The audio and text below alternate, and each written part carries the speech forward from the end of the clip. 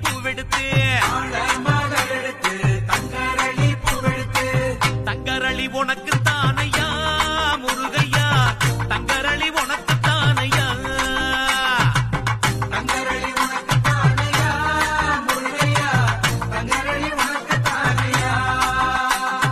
வெள்ளி மலர் எடுத்து வெள்ளரளி பூவெடுத்து வெள்ளரளி உனக்கு தான்